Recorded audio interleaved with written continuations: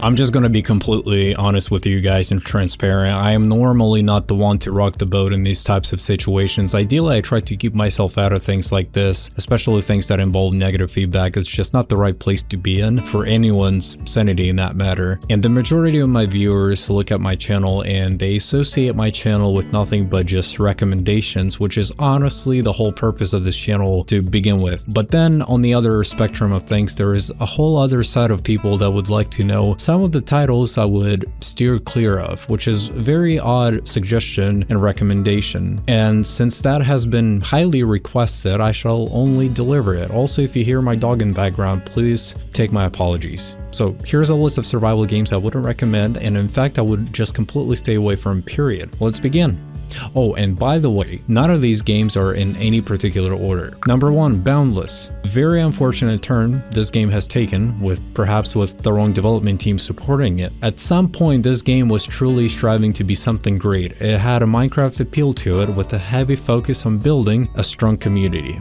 Boundless overall had people sold with its unique idea. Picture joining a Minecraft world that is consistently evolving around community, and the world had its full day and night cycle associated with it. And just because you left the game doesn't mean that the time would freeze. You would play on one dedicated server for months, if not even years, and build community within the game. I hope that makes sense. You initially would start out by claiming one piece of land on the server, and you would then proceed with building a business, which would then expand over time, and depending on how frequently you would play the game, it would determine your success amongst other players you would play with on that dedicated server. If for whatever reason you were unable to log into the server and play your dues and pay your dues, so to speak, you would basically lose your land on that server, which is understandable. Think about not showing up for work, or better yet, think about playing Rust, except you don't lose because of raiding on the server, but rather because of the lack of interest on your part. Anyways, I can talk about this for days. I truly admire the idea behind Boundless. It was fascinating, it was awesome, but unfortunately the initial development team ended up selling this title to someone else, and some people on Steam even go and say that the game is currently ran by one individual who's basically in charge of the whole entire game and does nothing but runs the same events every single year, so it would appear as if the game is still being active and alive and not abandoned, where in reality the game is suffering a major player loss and has received no updates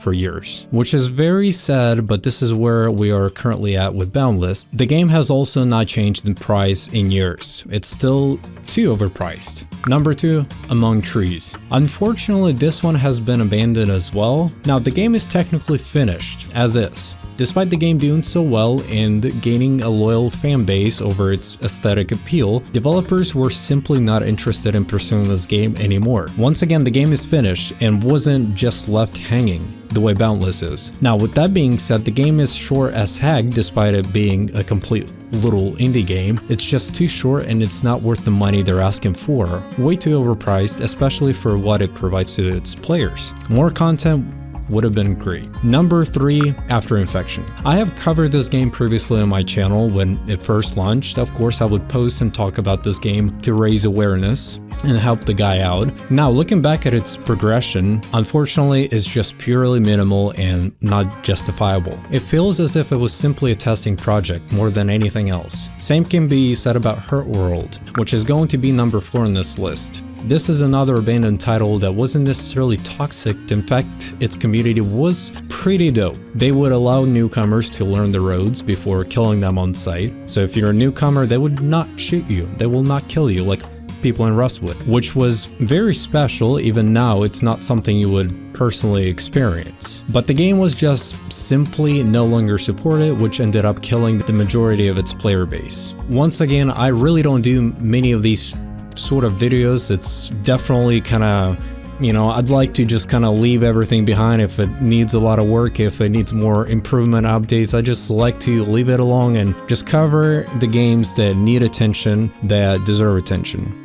I don't talk about games that are just simply abandoned. But since it's been highly requested, the least I can do is just deliver it to you guys. So, I mean, if there's any other games you can possibly think of, you know, you can drop them down in my comment section. I mean, I'm sure there's a lot more. I'm sure people can really get together and bring a whole list of them. These are personally the 3 games that I tend to kind of lean away from, not necessarily because they were terrible when it comes to the idea, but it's just simply abandoned and there's no reason for you to pay the money they're asking for, especially for a project.